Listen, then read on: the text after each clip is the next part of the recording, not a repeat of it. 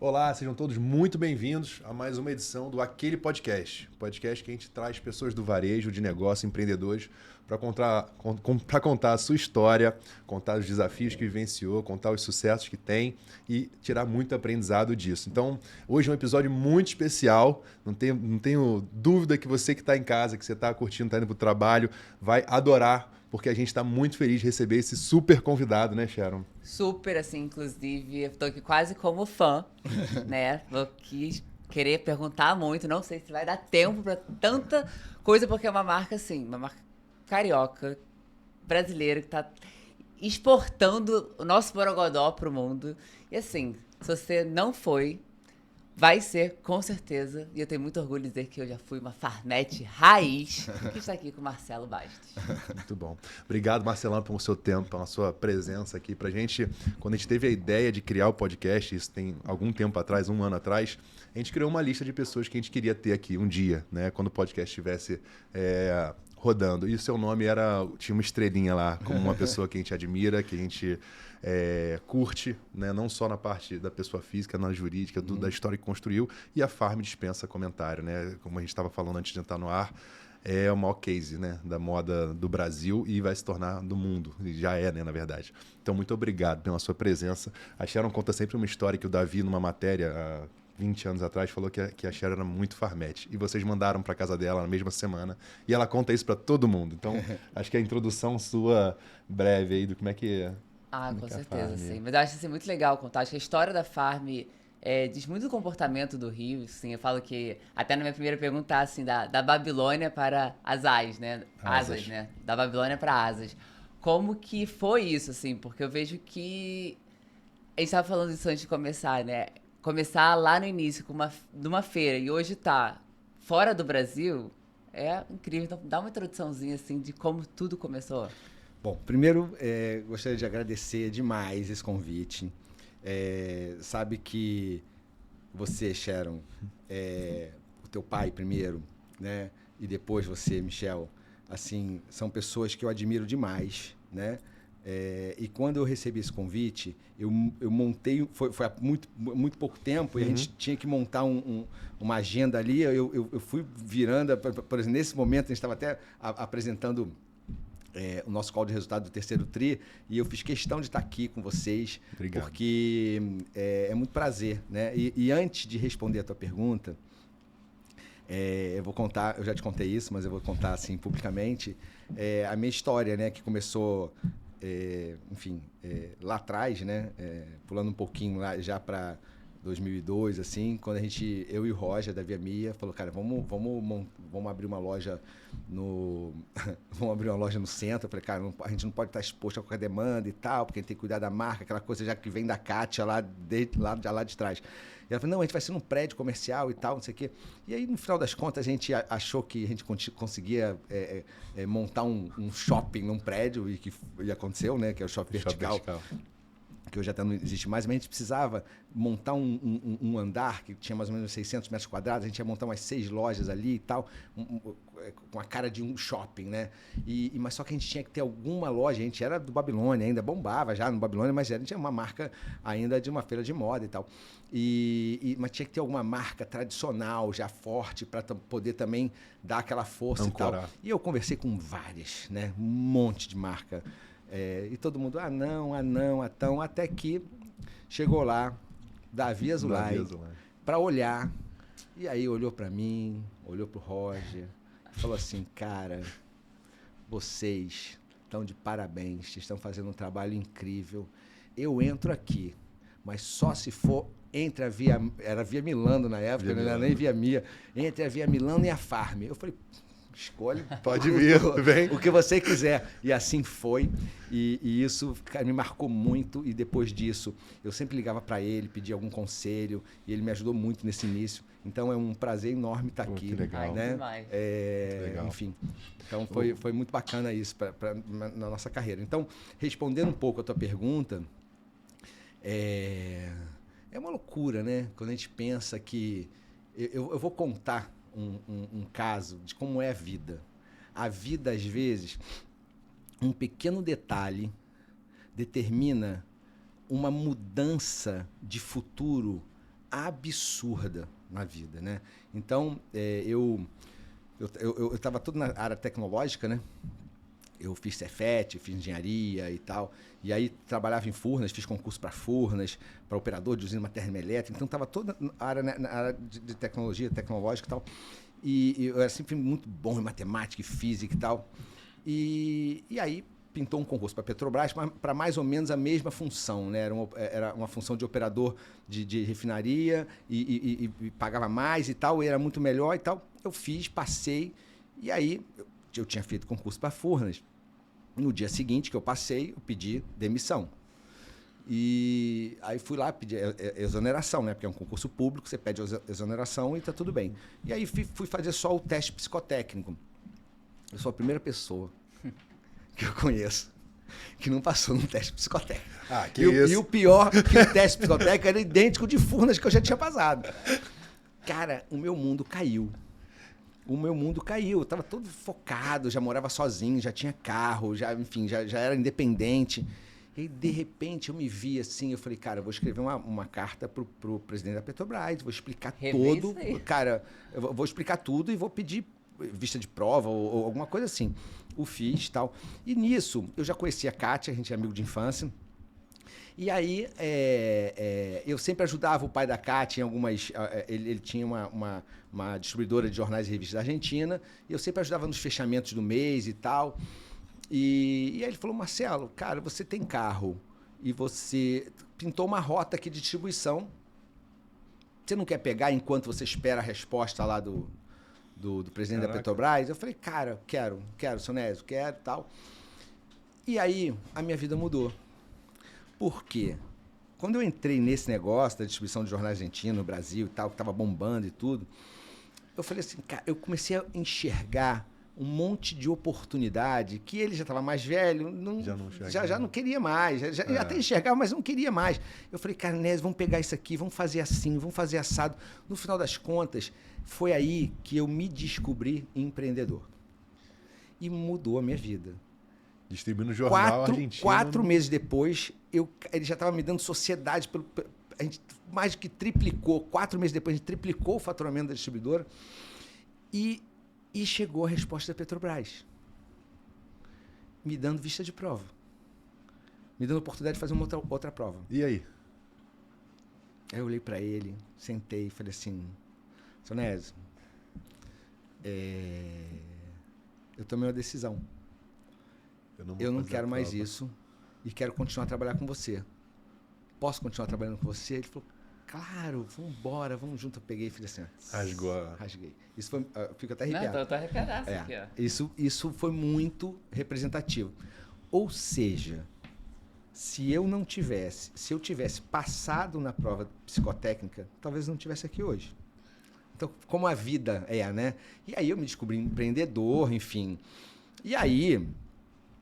corta para Kátia Barros fazendo o teste vocacional, né? 17 anos.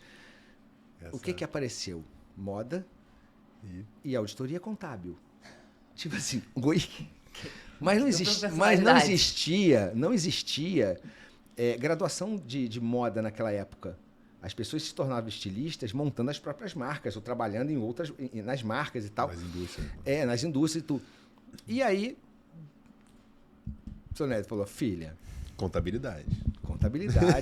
Ela fez o FRJ, passou em todos os programas de trainee nas Big Six, naquela época Big Six, né, que tinha Arthur Andersen, Price, KPMG, Ernst Young e tal.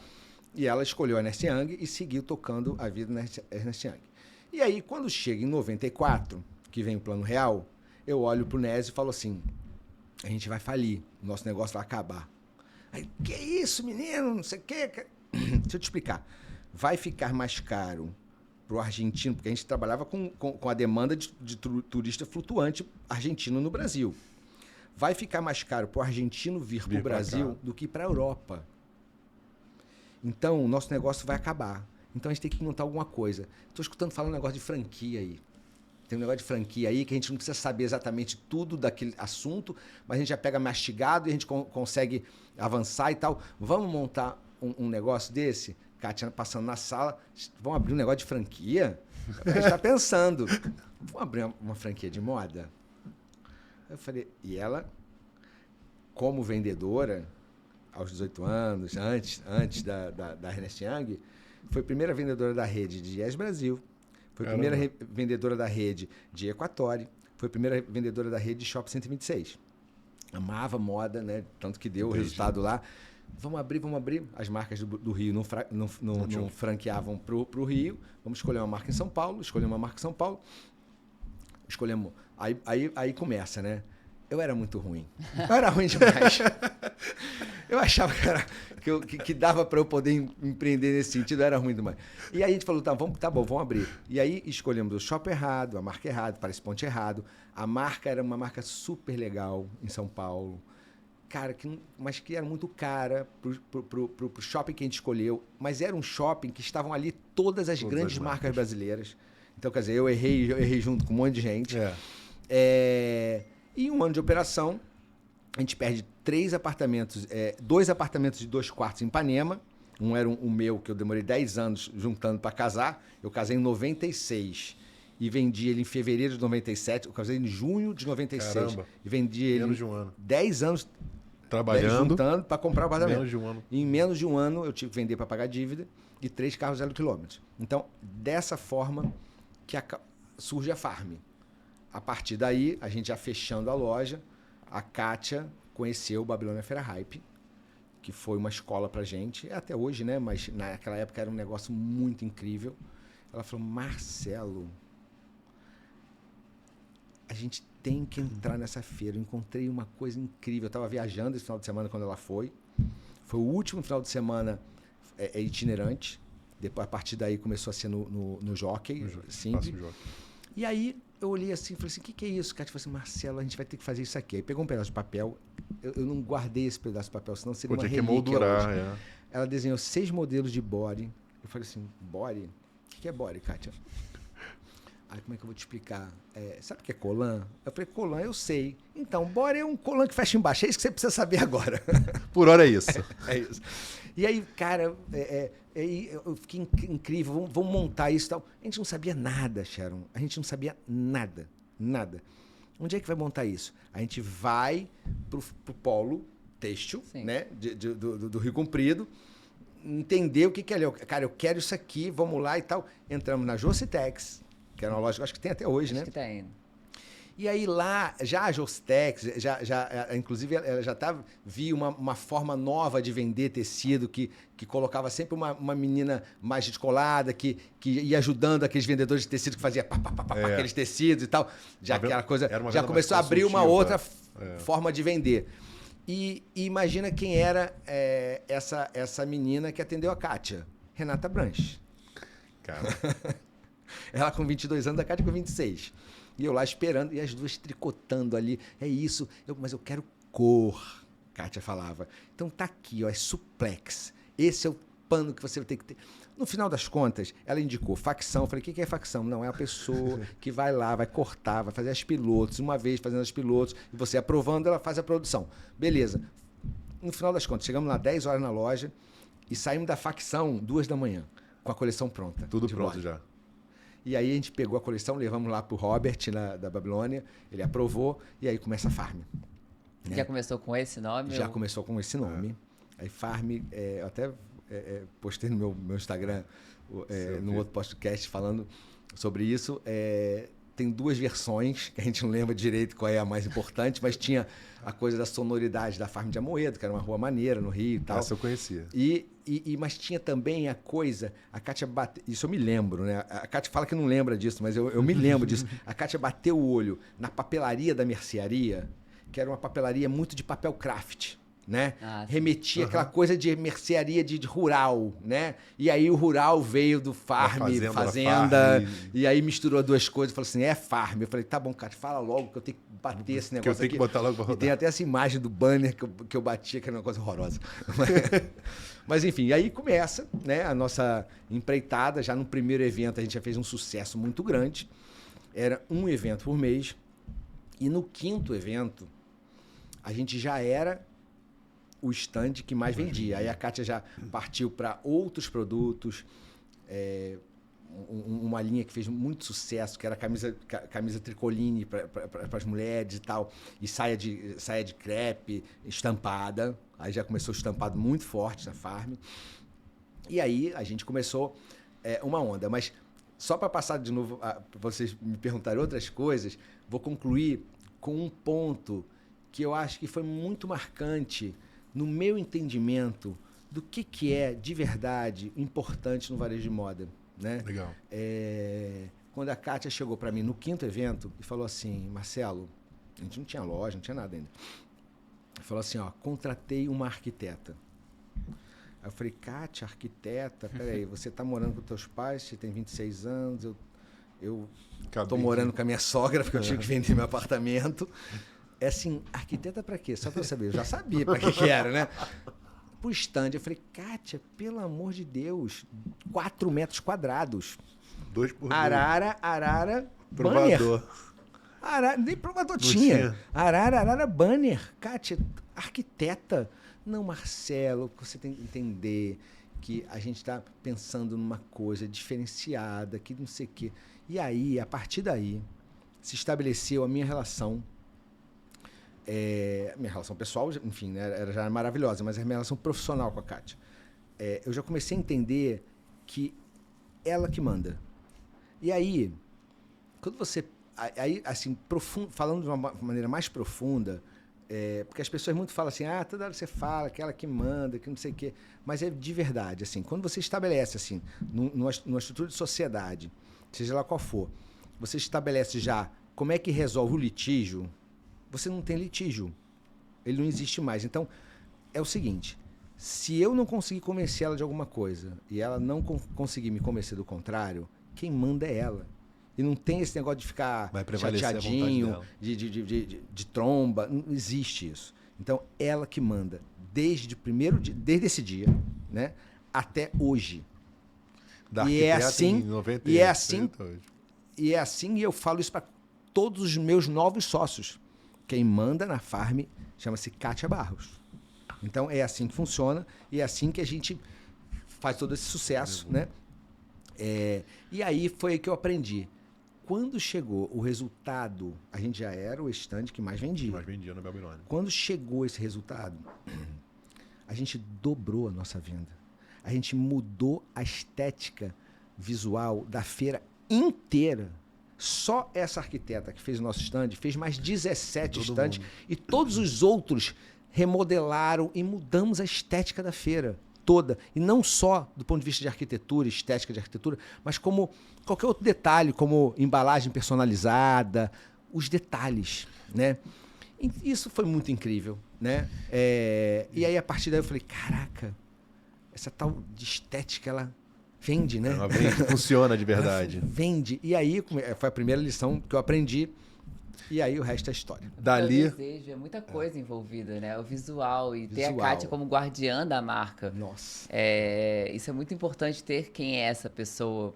Porque senão, quando você vê, você poderia se desdobra em outras coisas. Nosso sócio Graviola, ele fala assim, a Manu, ela é guardiã da marca. Ele fala, se não fosse a Manu, já tinha virado lanchonete. Porque tem alguém que tá ali, sabe? Não deixando perder. Isso é muito importante. Exatamente. Da Babilônia para a primeira loja. E da aí, primeira loja para a segunda loja, uma linha temporal. Aí eu me dei conta que eu não sabia porra nenhuma. Que eu era muito bom em matemática, tinha um raciocínio rápido, lógico, mas eu era muito ruim no negócio de gestão de varejo, né? E aí vem uma pessoa muito importante na minha história e na sua história também, eu acho, né, Michel? Luiz Antônio. Que chama-se Luiz Antônio Seco. E a Kátia chegou para mim em determinado momento e falou assim, Marcelo, você precisa estudar. Porque eu não sabia basicamente aquilo que as pessoas às vezes pensam assim, né? Cara, às vezes as marcas que quebram são as que mais fazem sucesso. Porque não entendem que o lead time de um negócio de varejo, onde você produz, ele é negativo. Sim. Então, quanto mais você cresce, mais você tem que botar dinheiro na frente. E aí teve uma passagem muito engraçada, que tem muito a ver com isso. A gente, na segunda, terceira-feira, na primeira feira, Marcelo, quanto é que a gente tem no caixa? Eu falei, Catita, a gente já tem 2.000 no caixa. Eu falei, caralho, que incrível. E aí, segunda, terceira-feira, e aí, quanto a gente tem no caixa? Eu falei, Catita, a gente tem 2.000, mas tem a mesma coisa? Eu falei, não sei, vou ver e tal. E aí, mais quarta, quinta-feira, aí... Quando a gente tem no caixa, eu falei, cara, 2.000. Aí eu falei assim, eu não sei exatamente o que está acontecendo. É porque é isso. Quanto mais você cresce, mais dinheiro você tem que botar na frente.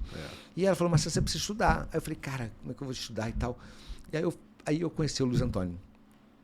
E ele foi uma pessoa, ele foi uma pessoa que ele foi responsável pelo treinamento, pela criação de uma geração inteira de varejista. Na época, ele me apresentou o tal Fórum do Varejo. O tal Fórum do Varejo funcionava assim, ó. Naquela época era toda semana. E aí tinha todos os melhores varejistas do Rio de Janeiro. Tinha lá Moda Mania, Folic, Checklist, Enjoy, cara, todas as incríveis marcas da época que bombavam. E eu lá, marquinha de feira, anotando 6 páginas de todas as melhores práticas. As pessoas eram muito generosas, né? Falando as suas melhores práticas e tudo. E ali era um fórum que as pessoas falavam, né? Assim, fora daquele fórum, não existia muito cada um por si. Mas naquele fórum que o Luiz conseguiu montar, eu fiz toda a minha escola de varejo. O Roberto fez escola de varejo lá. O Rony também bebeu dessa escola. Você bebeu dessa escola. Sim. Ou seja, ele é responsável por uma grande geração, ou talvez 2 gerações de varejo de moda cariocas, entendeu? Então, isso me fez aprender muito rápido. E aí eu fui só estudar. Estudei, analisei e entendi com ele, e aplicava as coisas na farm e tal. E a primeira loja só surgiu depois de 2 anos. 2 anos de feira. Estudando. E a farm já era bombada, né? Por que não tem... Desculpa. Por que não tem loja? Por que não consegue? Por que... Calma. Aí eu entendi que, como a feira era uma vez por mês, a gente estava perdendo muita oportunidade nesse período. 29 dias. Cara, vamos abrir uma loja onde a gente tem uma sala, a gente já tinha sala nesse lugar. Ele falou, vamos abrir e vamos distribuir um monte de cartão de visita e tal. Durante a feira, falar, se quiser comprar nesse período, compra aqui. A gente interditava o elevador do prédio. Tanta gente que o síndico adorava. Ao invés de falar assim, porra, Marcelo, você tá tumultuando. Ele adorava aquela fila de 30 metros na hora do almoço para subir. Cara, era uma loucura. No centro? Não, nem no centro não. Na primeira loja, que foi em Copacabana. A do centro já foi a 5ª. E aí, assim, a gente foi entendendo, aí abriu a segunda loja, mais 2 anos de estudo. E aí, a partir daí, aconteceu o nosso primeiro revés. Grave. Que as pessoas falam assim, só de sucesso. Eu gosto de falar das confusões, dos problemas. Esse é bom. Porque faz a gente crescer. Inclusive, o último grande problema que a Farm teve fez a gente criar o Grupo Soma. Né? Essa história que eu vou contar ali na frente. E aí chegou e falou que a gente bombando, vendendo pra caramba e tal. Contratamos a nossa primeira compradora profissional. Com 2 lojas. A gente já tinha mais 4 ou 5. A gente já tinha 3 lojas, porque tinha as 2 primeiras em prédios comerciais e tinha a do Downtown, que o Roger falou, abre lá, da Via Mia, né? Eu falei, mas Roger, não passa ninguém lá, abre lá. Eu falei, não, vai lá. Aí eu fui lá, fiquei lá umas 3 horas em frente à loja do Roger. E eu não via ninguém, não via muita gente passando. Mas eu olhava para lá, a gente estava lotada. Eu falei, cara, que loucura é essa? Eu falei, não, Marcelo, porque as pessoas chegam aqui e ficam mais tempo. Então, cara, abre uma farm aqui. Foi a 3ª loja que a gente abriu, foi um sucesso incrível e tal. Ela mas até hoje é no mesmo tá no lugar. mesmo ponto até tá hoje, no mesmo lugar. Tá lá Legal. no mesmo lugar, a gente aumentou, mas tá lá. Uhum. É a loja mais antiga da farm no mesmo lugar, né? E aí, quando chegou nesse momento, eu falei assim, caramba... Vou trazer uma compradora. Vamos trazer uma compradora. Cara, a Kátia ficou maravilhada, porque era só ela e uma pessoa. se virando ali, do Pra jeito que estava. desenvolver, criar, Aí ela trouxe fazer. assim, ó, fornecedor tal, é isso, pode fazer assim, pode fazer assado. E a Kátia, e eu lá, atendendo tudo que a Kátia queria e tal. E eu deixando... Cara, quando chegou no dia 15 de dezembro de 2001, eu bati o olho no meu estoque. Gigante. Aí eu falei assim, cara, deixa eu fazer uma contagem aqui, porque pelas minhas contas de planejamento, que eu já vinha aprendendo, né, vinha exercitando, eu teria que ter 15 mil peças no dia 15 de dezembro para terminar verão, janeiro, fevereiro, lançaria uma coleção em março e estaria tudo ok. A gente ficou 6 anos sem fazer liquidação, tá, na Farm. Caramba. Né? Ou seja, a gente errava em planejamento, né? O Haroldo Lorena trabalhou com vocês, CFO lá, ele é um querido amigo, teve com a gente recentemente, ele fala, varejo é um negócio de compra errada, sempre. Porque se você vender tudo e ter demanda, você comprou menos. Se sobrar, você comprou errado. E então, nessa época a gente comprava menos. Mas até então a gente comprou demais. E aí quando eu olhei pro estoque, eu falei, bom, vamos contar esse estoque aqui, pessoal. Aí eu contei 5 mil peças. Quando eu contei 5 mil peças e destaquei ela, e eu achava que teria que ter 15 mil peças, eu olhei pro resto do estoque. Cara, tem 50 mil peças aqui. Tem 10 vezes mais do que isso aqui. Essa história é uma história icônica, porque a minha pressão subiu. Eu tive que sair dali pro hospital. Fiquei 3 horas no hospital. Assim, porque eu olhei e falei assim, cara, tem muito mais do que... Se 5 mil tá aqui, o resto... E aí eu voltei, falei, vou voltar, vou contar. 45 mil peças. Quase acertei, falei 50. Cara, eu falei assim, cara, tecnicamente quebramos. E aí eu falei, cara, onde é que a gente vai vender roupa? Isso era em dezembro, no verão. Búzios. Eu falei, Catita, vamos pra Búzios. Cara, chegou em Búzios, só tinha um ponto na Rua da Shopping, um ponto, que era uma cabeça de burro, que nada tinha dado certo. Inclusive a própria Oscar, que bombava na época, não tinha dado certo. E aí eu falei, cara, é o único lugar que a gente tem. Cara, em 10 dias a gente montou lá, levou nosso VM, montamos a loja. Cara, resultado, vendemos demais no verão, vendemos muita peça, vendemos 20 mil peças no verão. A gente negociou com os fornecedores. Eu falei, Sonésio, pega da tua reserva aí, me empresta 200 mil reais para eu poder compor isso aqui. E aí compus e a gente saiu do buraco por conta disso. E aí as pessoas falam assim, caraca, essa tal de Farm, olha só, cara, abriu uma loja aqui, abriu uma loja ali, abriu uma loja ali. E, tá bombando, aí sacou, crescendo. Pô, foi lá, Lifestyle, Búzios, caras, porra, caras são foda. Porra nenhuma. Desespero absurdo. A dor. Enfim, então esse foi o primeiro grande problema que a gente teve. E o resto... Não, e aí a marca foi crescendo, foi tendo mais loja. E eu lembro que você falou num outro podcast que me chamou muito a atenção e eu brinco assim que você é um cara que a gente pouco via, né? Até pouco vê hoje em dia também, estando no podcast. E quando saiu esse podcast, eu assisti ele inteiro. E assim como no fórum fazia anotação, eu tenho minha anotação do seu podcast lá, porque de fato foi muito especial. E você falou desse maior revés até então, né? Que a Farm já era conhecida, já tinha loja, já tinha toda as farmetes fiéis, e você fez um investimento na parte do escritório, fábrica, e investiu bastante. Tinha um estoque muito grande e tinha acabado de criar, se eu não me engano, a Fábula. Nesse momento aí você se viu de novo numa grande dor de barriga. Cara, eu já tenho um tamanho que eu não posso errar assim, né? Assim, eu já estou comprometido. E já tinha conversa com o Roberto, já tinha conversado há um tempo atrás, você tinha uma proposta de vender para um outro grupo. Falou, cara, eu vou vender porque eu não estava... Era se juntar, né? Com outro grupo. E aí assim, durante esse tempo, né, eu, por uma experiência negativa no modelo de franquia para marcas de moda, né? Franquia funciona maravilhosamente para muitos outros segmentos, inclusive para calçado. Mas...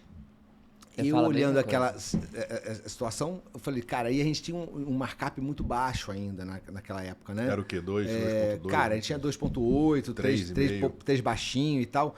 E a gente não tinha nem como ter um modelo de negócio atacado, quanto mais de franquia. E aí, eu falei, cara, a gente precisa... E aí a Kátia construindo marca, né? Pensando em construir marca. E construindo marca. E conceituando, construindo marca. E aí a gente teve 2 propostas não sei se eu nem posso falar aqui, mas vou falar, não tem problema. Mas, assim, 2 propostas no meio da história do Rio Sul e do Barra Shopping, né? Naquela época e tal. E aí a Kátia falou assim, eu falei, Kátia, conseguimos 2 condições legais no Barra Shopping no Rio Sul, porque, cara, eram os 2 maiores centros de consumo da época, né? Não tinha outro, não tinha Shopping Leblon, não tinha Rio Design, não tinha nada, né? E aí a Kátia falou assim, Marcelo, deixa eu te falar uma coisa. A gente não vai entrar em nenhum dos 2. Eu dei aquela travada. Cara, eu ia perguntar sobre isso. Aí eu falei assim, Kátia, como assim? Ela falou assim, não vamos. Sabe por quê? Porque a gente está construindo, conceituando uma marca. A gente não pode entrar em nenhum shopping muito populoso. Não é nem popular, é populoso. Uhum. A gente não pode estar aberto a qualquer demanda nesse momento. Eu estou construindo uma marca, estou conceituando uma marca. Cara, vamos, nesse momento, eu topo ir para o Shopping da Gávea ou para o Fashion Mall. O Fashion Mall estava bombando naquela época, né? Eu falei, Kátia... Pelo amor de Deus. Barra Shopping Rio Sul, cara. Enfim, pelo amor de Deus. Aí tive que ir lá conversar com o Rio Sul e com o Barra Shopping, declinei e tal, enfim. Nossa, foi a coisa mais difícil da minha vida. Consegui imaginar. Imagina. E aí, eu indo pro... Eu falei, cara, eu optei pelo Shopping da Gávea. Shopping da Gávea. E aí falei assim, cara, Catita, então tá bom, olha, já mapeei, vamos lá. Ó, no segundo piso tem um monte de oportunidade. E vamos... cara, com certeza a gente vai conseguir entrar, tá bom? Vamos lá ver. Aí viu todo o segundo piso. Ela falou, gostei, achei legal. Mas que era no primeiro. E aí, aí passeando no primeiro, bateu o olho numa livraria icônica do bairro. Que tava lá há mais de 15 anos. Do início do shopping. Cara, Marcelo, essa loja é tão legal, né? De esquina. Aí eu falei assim, Catita, mas essa livraria está aqui há 15 anos e o cara não existe, nem conhece a pessoa. Porque o shopping da Gávea é shopping vendido, né? Assim como Downtown, assim como Citar. Uhum. E aí... Proprietário da loja. Né? Cada loja tem um proprietário. E aí cheguei... Cara, no final das contas eu falei, tá bom, Catita, eu vou lá. Vou tentar. Cara, eu fiquei 8 meses negociando e consegui aquele ponto. E foi a nossa primeira loja em shopping realmente estabelecido e tal. E a partir daquele momento, né, para a gente responder a tua pergunta, eu comecei a entender as nossas possibilidades, né? Aí começou a vir muitos convites dos shoppings, né, para a gente entrar e tal. E aí eu tinha, de um lado, uma lista das nossas prioridades e, do outro lado, a lista das oportunidades. E eu ficava cruzando o que era. No primeiro momento, eu comecei a pedir empréstimo para o ponto. Aí o pessoal emprestava.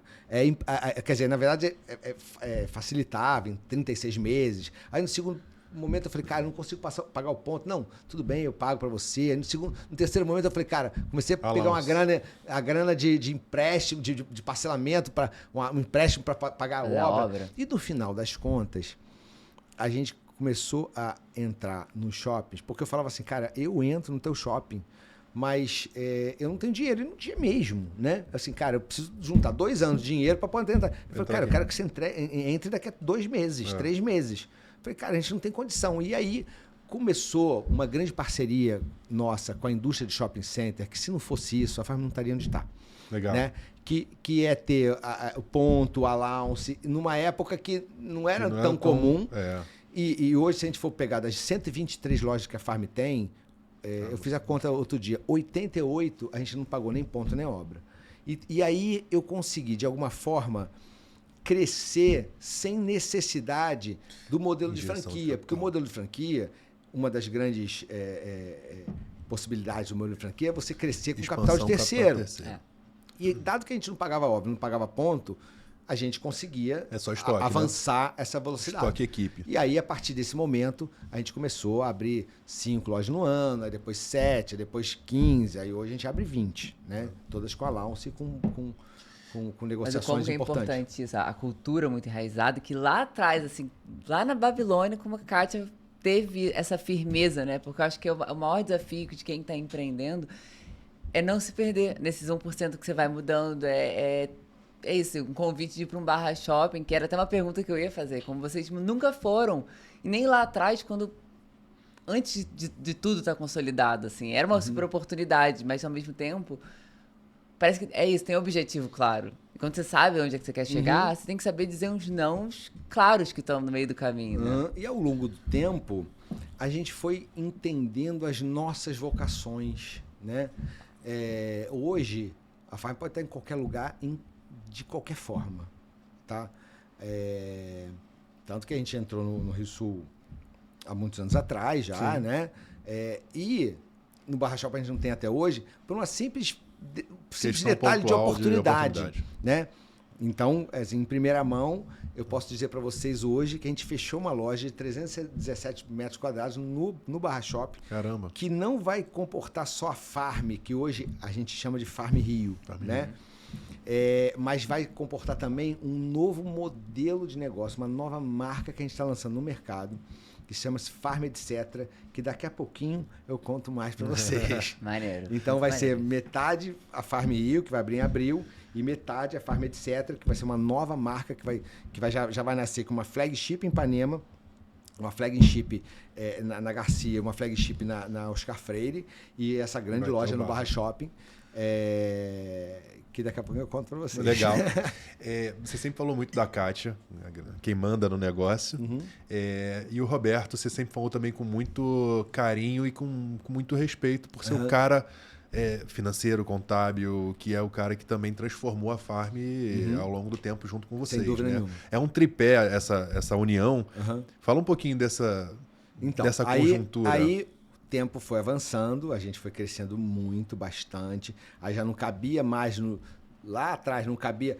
Naquele prédio que a gente abriu nossa primeira loja lá em Copacabana, eu comecei a montar a estrutura da Farm naquele prédio. Então, a gente chegou a ter alguma sala de algum departamento em 9 andares dos 11 do prédio. Caraca, era o prédio Farm. Quando eu vi que... Porque eu sou uma pessoa que eu gosto muito de gente, né? Então, assim... Eu toda vez que eu chegava na empresa, eu visitava todo mundo, assim, dava bom dia para todo mundo. 9 andares de bom dia. E aí, quando eu comecei a ver que eu estava demorando 2 horas para dar bom dia para as pessoas, eu falei, tá na hora da gente mudar. A gente mudou para um lugar muito maior e tal, mas aí também ficou pequeno ao longo do tempo, e a gente precisava de um lugar muito maior do que aquele e tal, mas não tão grande quanto a gente achou que era o ideal em São Cristóvão, que é a Farmilândia, que a gente chama hoje. Quer dizer, que a gente já chama há muito tempo, mas que hoje ficou até pequeno. Mas, quando a gente chegou lá, eu falei, cara, a gente precisa só de um espaço de 3 mil metros quadrados.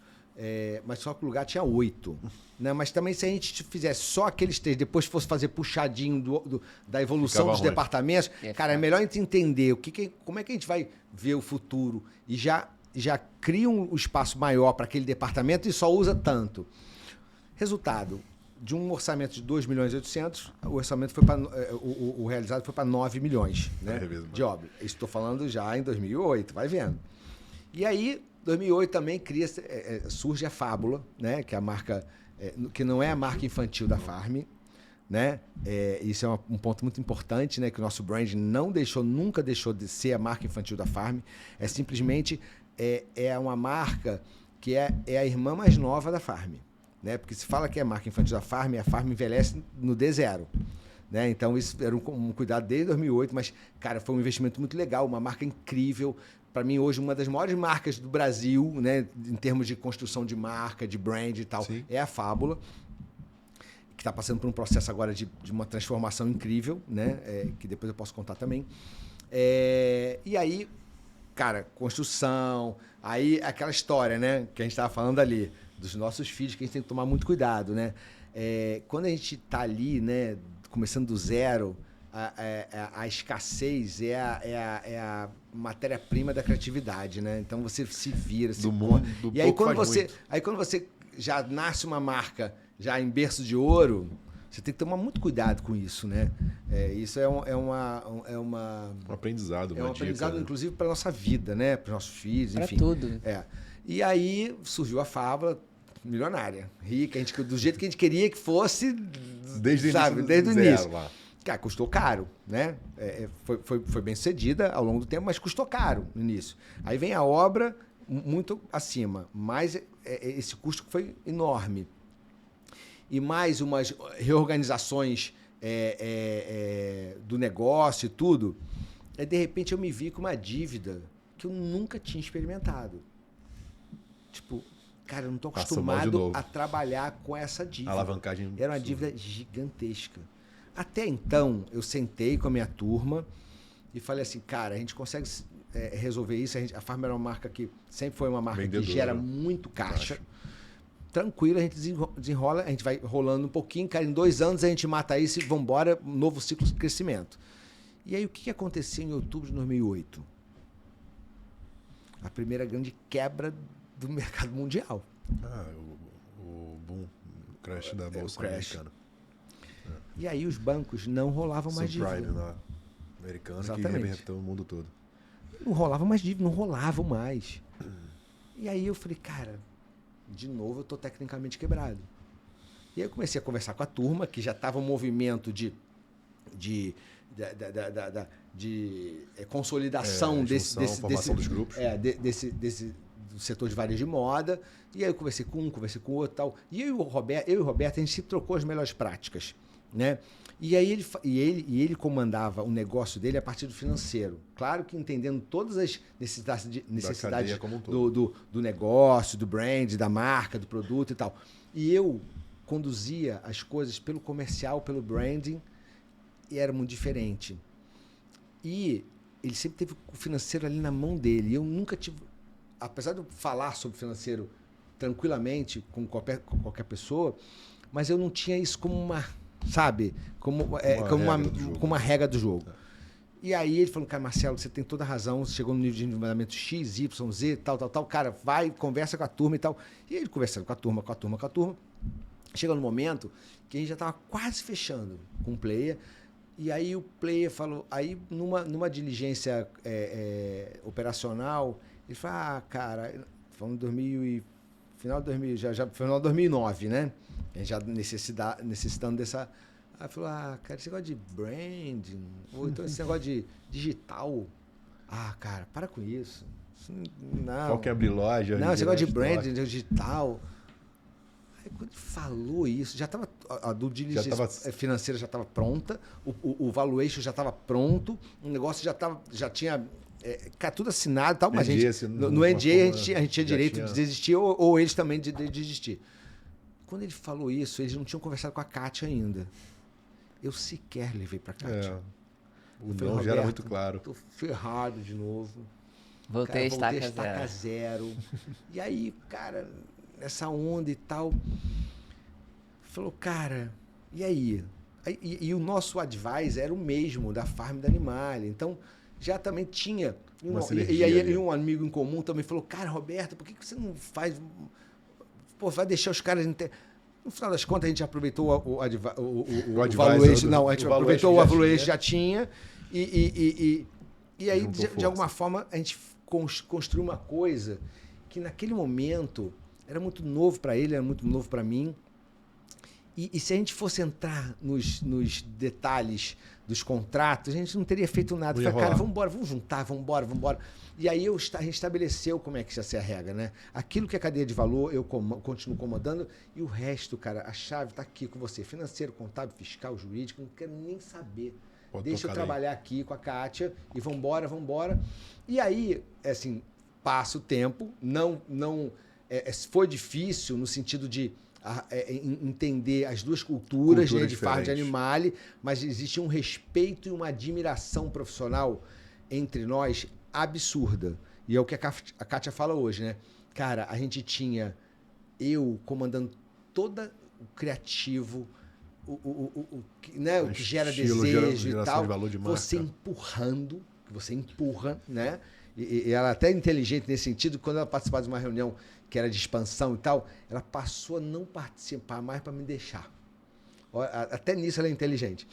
Porque ela estava incomodada demais com aquela velocidade. Com empurra. E aí você tem uma pessoa que empurra, que você sabe, agita a galera, engaja e tal. E o Roberto é o dono do dinheiro, da possibilidade, da viabilidade. Cara, a gente fez um trio. Um trio deixa absurdo. O ponto cego. E aí, em 2010, a gente se une, Roberto comprando 33% da Farm, e a gente foi generoso, ele foi generoso e inteligente de não dizer que a Animale estava comprando a Farm, que estava dizendo era uma formação de uma fusão. Porque se ele fala que a Animale está comprando a Farm fica desvalorizada no D0. No mercado, né? No mercado. E aí depois, 3 anos depois, eu falei, não, mercado, olha só. Sabe aquela história? Não foi nada disso, ó. A Animale comprou a Farm. Porque a Farm já estava consolidada. No final das contas, é o seguinte, em 4 anos, a gente multiplicou por 3 as 2 marcas. Porque começou a acontecer também uma competitividade interna. Mas o Roberto foi muito generoso, botou o staff dele à disposição ali para trocar as boas práticas. E uma marca transborda na outra, assim, porque eu entendo que nesse momento a Farm já tinha uma expertise do digital, do online. Talvez para Animal era mais difícil. Lá eles tinham um outro forma de ver planejamento que talvez na Farm não tinha. Então uma marca vai transbordando para outra e que para mim o case Soma, para mim, é muito de sucesso justamente por isso, assim, porque ninguém interferiu na cultura do outro. Porque onde você vê que marcas foram destruídas, marcas que perderam a cultura, marcas que deixaram de ser o que eram para se tornar uma linha no Excel. E quando isso acontece, eu como marca falo, cara, isso é ruim. Quando eu vejo o case de vocês, é isso, esse respeito. É a marca sendo marca, deixando o outro fazer o seu trabalho. E isso, para mim, é a forma de sucesso. A diferença do nosso case para os outros players é simples. Primeiro, a gente não traz nenhuma marca que não venha os sócios fundadores. Número 1. E número 2, como é que eram as outras marcas? Eles montavam uma plataforma e a marca era obrigada a se adaptar a essa plataforma. A gente não. A gente monta uma plataforma, mas a plataforma ela vai se adaptando às marcas. Isso faz uma diferença enorme. Porque é como se a gente tivesse um cardápio de possibilidades e a marca, eu quero isso aqui, nesse momento eu quero isso, nesse eu quero isso. E aí a gente cresce de uma forma também muito bacana para que os próprios sócios fundadores possam evoluir as suas marcas até mais do que o total do grupo para poder ganhar um pouquinho mais adiante. Porque normalmente a gente pega 50%, depois acerta 50% na frente. Ou seja, isso foi muito bem sucedido, né? Eu lembro que num fórum do Varejo do Seco, o Roberto foi e ele mostrou uma mandala de geração, uma mandala das marcas, onde o cliente encosta, tem autonomia do fundador, do direção criativa para poder inovar, criar. E aonde o cliente não vê, onde tem a sinergia ali contábil, fiscal, financeiro. Acho que esse, como você trouxe, é o grande diferencial lá. E como é que a cultura da Farm, da porta para dentro, se manteve ao longo do tempo? E da porta para fora, você sabe muito bem quem é o cliente, quem é essa cliente da Farm no Brasil e agora no mundo. Desde Farm sozinha, depois Farm Animal, depois formação no Grupo Soma e agora Asas 2154, como é que é a autonomia e como é que a Farm se mantém fiel à sua cultura, ao seu propósito e à sua cliente, mesmo tendo tantas diferenças na parte do back-office? Então, quando a gente se uniu em 2010, eu falei, Roberto, cara, o que eu quero é isso aqui, eu quero ter autonomia na cadeia de valor e você fica lá com a parte dura, né, de contábil, fiscal, não sei gestão. E aí ele falou, não, cara, tá tudo bem. Mas até então, eu era o majoritário na Farm, porque eu tinha os 67 e ele tinha só os 33.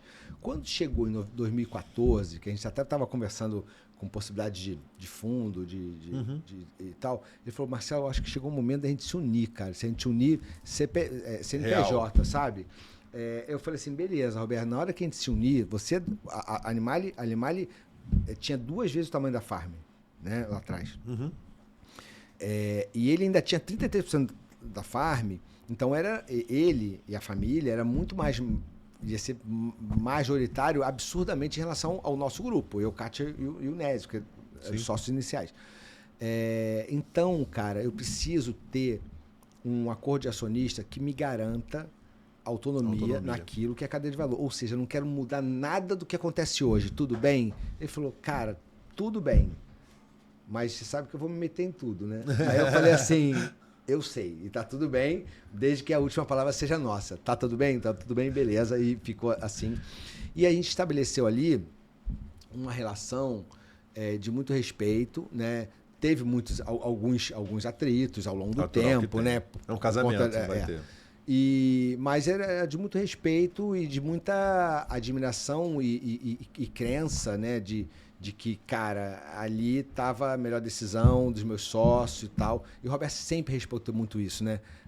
As decisões minha, da Cátia e tal. E a gente foi avançando e tendo muita oportunidade de executar da forma como a gente acreditava. Então, isso foi fundamental, né? É uma das chaves do... E uma das coisas que as pessoas olham para a Farm, vê muito Marcelo, Cátia e tal, mas que é importante a gente analisar como o Roberto foi muito fundamental nesse crescimento, quando ele começou a entender o Grupo Soma. Porque em 2014, ele falou, está na hora de juntar, vamos juntar, e ele foi muito mais majoritário e tal, e ele foi o presidente do grupo, CEO do grupo, e aí ele olhou a circunstância e falou, cara, a gente precisa profissionalizar, a gente precisa departamentalizar de uma maneira mais profissional, e ele fez uma grande aposta na época, né? Que é trazer uns meninos, né? Eu falo meninos porque, eu tenho 58 anos e esses meninos têm 37, né? Que você tem quantos anos? 34. 34, então, assim, é um menino também. Quando chega esse momento deles apostarem numa galera que é tipo, eu falo que é célula-tronca, poderia botar eles em qualquer departamento que eles iam ser. E eles hoje são os diretores do Grupo Soma, que fizeram muita diferença para a Farm. Porque a Farm entrou num nível de crescimento que a gente precisa de um departamento de operações, de supply, de digital. Muito ágil, muito inteligente. De tecnologia. Porque existe um ponto hoje, que é o Soma Labs, que foi criado pelo Roberto lá. O Omni, porque se falava muito em Omni 10 anos antes da gente estruturar um Omni perfeito, se falasse 10 anos antes, mas que era? Ninguém fazia esse troço. Complexidade fiscal, sistêmica, coisa. Cara, o Roberto falou assim, olha só. Aí o Roberto falou assim, cara, falou pro Thiago Dawson, falou, cara, você não vai fazer nenhuma outra coisa que não seja estruturar um Omni. E esse Omni foi fundamental para a explosão da Farm. A Farm já tinha muitas lojas. Quando você oferta uma possibilidade de estoque muito acima, você cresce a venda absurdamente. E os canais se retroalimentam. Cara, ou seja, então o Roberto, ao longo do tempo, como CEO do Grupo Soma, teve uma grande importância na evolução e no crescimento da Farm. A Farm não estaria nem sonhando, a Farm não teria Farm Global, não teria o digital voando do jeito que está voando, porque quando veio a pandemia, a gente se apropriou muito dessa estrutura digital para explodir. Aí teve uma demanda minha, uma decisão minha que foi difícil eu conseguir implantar lá, que foi assim, não vou me desfazer de nenhuma coleção. Todo mundo juntando coleção, né? Porque as lojas estavam fechadas. Eu falei assim, esquece. Atacado, quem não quiser receber não precisa. Elas estão com a loja fechada. Me dá aqui, ó. Me dá aqui que eu vou escoar esse estoque. E aí o investimento em digital e foi o grande boom da Farm. A gente saiu de 400 mil clientes ativos para 800 mil clientes ativos. Assim, foi espetacular porque a gente preparou. A gente principalmente não encheu de mercadoria os clientes de atacado, que são 1.700 no Brasil. Então, a gente deixou todo mundo razoavelmente tranquilo em relação à Farm. Quando abriu, eles estavam sem estoque nenhum. Precisava de recuperar tudo. A gente explodiu de vender. 2 perguntas. Qual o momento que começa o atacado da Farm? Sim, importante. Que eu acho que é importante assim, nesse momento.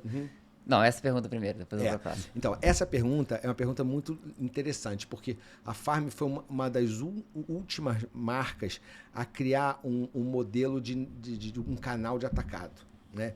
Só para você ter ideia, esse canal hoje é responsável por 450 milhões de venda. Né? Então, assim, mas a gente começou só em 2013.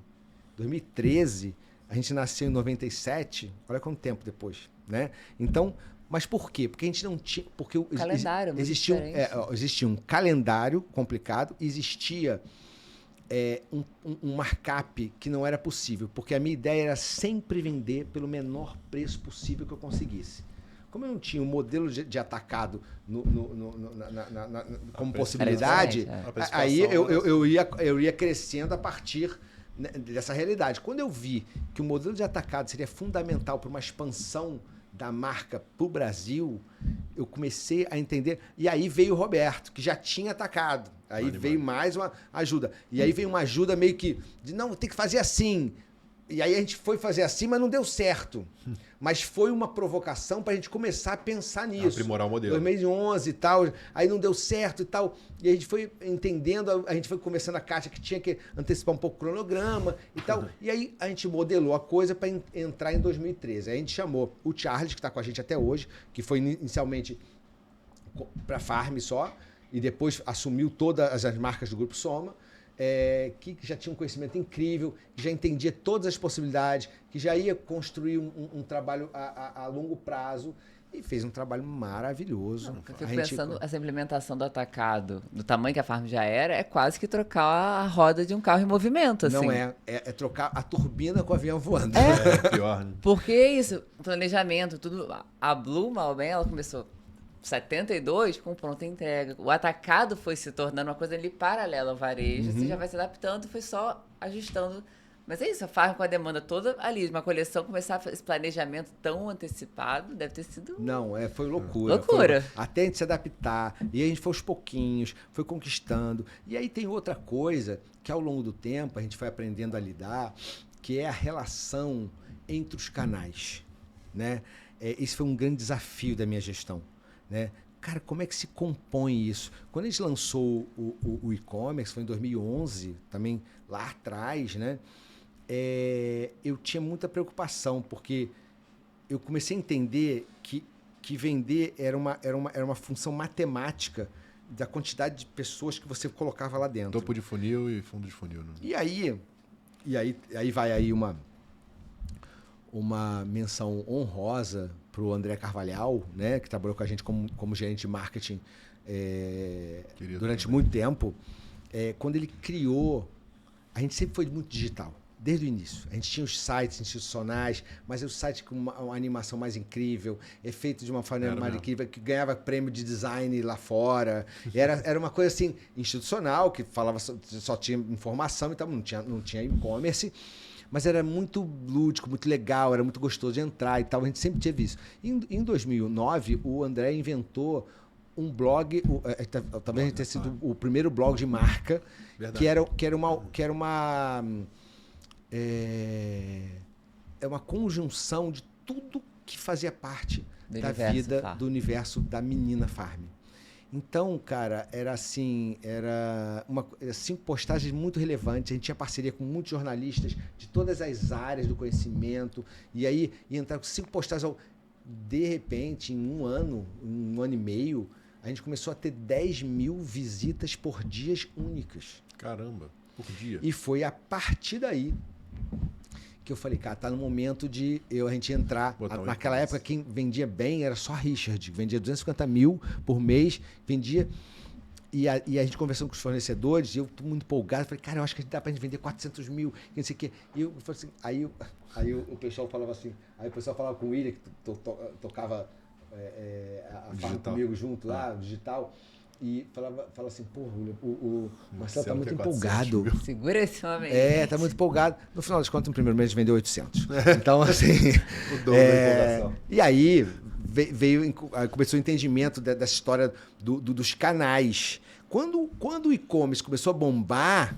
Aí eu vou chegar lá no atacar, tá? Vou chegar lá no atacar. Quando o e-commerce começou a bombar, começou a ter um grande problema entre atacado e varejo de loja própria. Porque o varejo tinha certeza absoluta que a expansão do atacado comia essa venda aqui. Aí eu falei, gente, como é que eu posso resolver isso, gente? Eu falei, será que eu não posso ter algum código para a pessoa vender e aí bota o código? Mas qual o motivo da cliente botar o código numa vendedora? Não vai fazer sentido. Cara, vamos fazer uma conta aqui, vamos ver se a gente dar um descontinho para a cliente botar o código. No final das contas surgiu o código vendedora. Assim, e a partir daí explodiu tudo.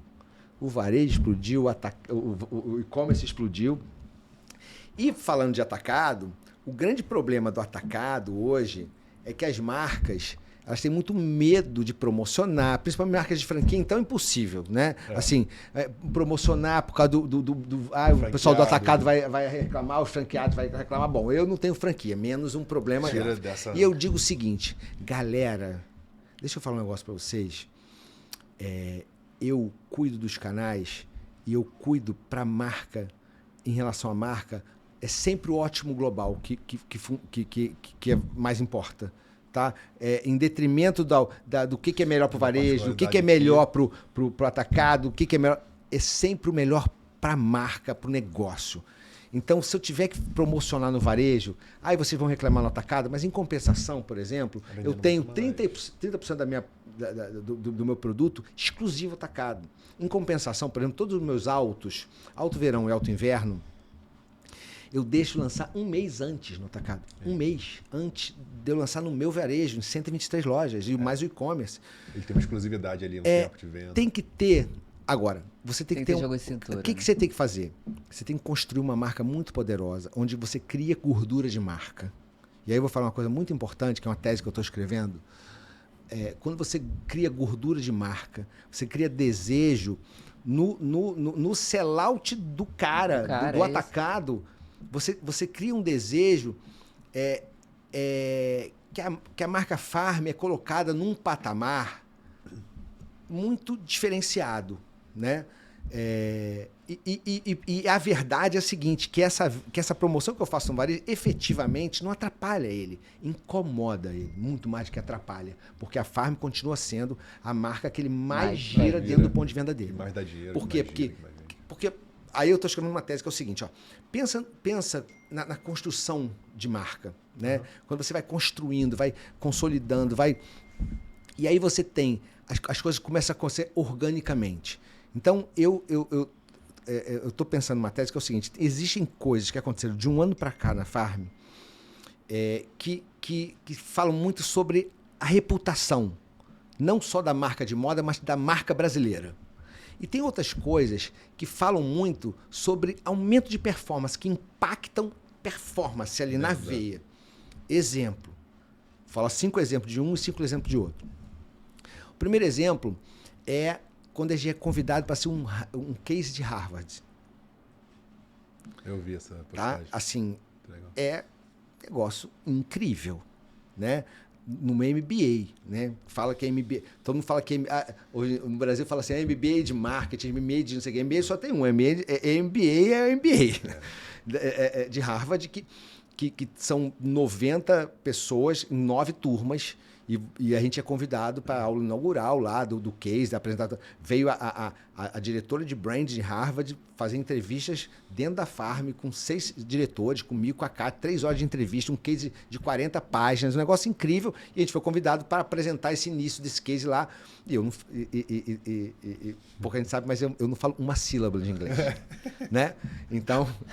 E aí eu falei, Kátia, não, mas você vai falar. Não, mas tem tradução simultânea. Aí ela, a menina com a tradução simultânea, eu falei assim, aí eu comecei assim, falei, mãe, bem que você falava, né? Meu filho, para de jogar bola, vai estudar inglês, que um dia você vai precisar. E eu tô aqui em Harvard.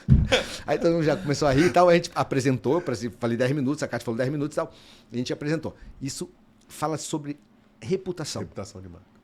E aí, quando a gente recebe um telefonema da embaixada brasileira em Washington, nos Estados Unidos, dizendo que a embaixadora quer fazer uma visita oficial na loja da Farm de Washington, porque quer conhecer a gente e quer entender esse fenômeno Farm nos Estados Unidos. Olha que loucura isso, gente. De marca, é reputação absurda. E aí, a gente recebe o telefonema da Prefeitura do Rio primeiro para fazer o contato e tal, depois do pessoal lá da Janja, fiquei 15 minutos conversando com eu e a Kátia, a Janja, falou assim, cara, eu não abro mão de ter a Farm assinando os presentes para as primeiras damas e para as chefes de Estado mulheres no G20, que na verdade não são 20, são mais de 50 países, mais outros 30 países convidados e tal. Cara, isso é incrível, que a gente fez. Tá lindo. Tá lindo, maravilhoso. Então, isso fala sobre reputação. Quando o Fábio, que é o CEO da Farm Global, recebe o telefonema que vai para um evento com Alexandre Birman tal, para os empresários brasileiros de todas as indústrias e tal, com o Macron, e a gente entrega um presente da Farm para o Macron, para entregar para a primeira-dama e tal. Isso fala muito. Ou então, quando a gente pensa que a primeira, que é o Prêmio Nobel da Paz de 2018, que é a Nadia Murad, diz, numa entrevista para o Ela, diz o seguinte, que é muito legal. Eu vou ler, eu faço questão de ler. Eu faço questão de ler porque isso, assim, talvez tenha sido a coisa que mais me emocionou, né? Quando é uma entrevista longa pro Caderno Ela, falando sobre, cara, ela teve abusos dos regimes lá, enfim. De governo da época. E aí ela fala o seguinte, ó, a pergunta é essa assim, ó, a moda também oferece esse lugar de acolhimento para você, que ela foi abusada e tal. Aí ela escreve o seguinte, a gente nem estava sabendo de nada, então, nem noção. Ela, outro dia, estava conversando com uma mulher e percebi que a saia dela era da Farm Rio. Aí a gente já dá aquela travada, né? Gosto muito. Sabe, depois do que aconteceu, passei a preferir vestir peças mais escuras porque não me sentia segura. Escondia-me nelas. Vi que precisava de cores na minha vida. Merecia vestir roupas coloridas. E foi nesse processo que me deparei com a Farm. Espero conhecer a fundadora um dia. Sinto que preciso compartilhar minha história com ela e dizer que as cores dessa marca têm um grande impacto na história das sobreviventes que se dão a oportunidade de se abrirem para o mundo. Ai. Caraca. Acabou. Demais. E tudo isso que eu tô falando fala de reputação. Isso tudo aconteceu de um ano pra cá. E eu aqui falando de Justin Bieber usando da Beyoncé. Não, aí, é algo muito mais aí incrível. não, mas peraí. Agora vamos falar. Agora vamos falar disso aqui. Eu tô aqui pensando só Agora vamos falar disso aqui. E aquilo que impacta potencialmente, absurdamente na performance é uma Beyoncé usando uma roupa num casamento. Não é usando qualquer ocasião de uso. É num casamento de uma amigaça dela. Mais do que isso, a história da Beyoncé foi muito engraçada, né? Porque a gente recebeu o telefonema do produtor dela, do agente, sei lá, falando assim, cara, a Beyoncé gosta da marca, gosta da Farm Rio. Eu tô acostumado a chamar Farm Rio, né? Porque agora é Farm Rio no mundo todo. E aí, ela queria uma coleção de férias para entrar de férias. Cara, eu acho que uns 30 itens. Cara, para tudo. Para tudo. Bate cabeça. Para as máquinas. Peraí, para as máquinas. Vamos fazer a coleção da Beyoncé. Fizemos uma coleção, ela opinou, e a gente mudou. Então, assim, entregamos a coleção toda, completa, maravilhosa para ela. E falou assim, cara, e é isso. Entregou, acabou. Espera que algum paparazzi fotografe ela. E aí não aconteceu. Ela entrou de férias, cumpriu as férias todas e não apareceu nada da Farm. E é isso que eu digo, entendeu? Tá tudo bem. Tá tudo bem. É isso aí, faz parte. Faria de novo. Sim. E aí, de repente, a gente se depara com ela, do nada, sem a gente saber. A gente não entregou. Essa peça que a gente entregou não fazia parte da coleção de férias. Não, de jeito nenhum.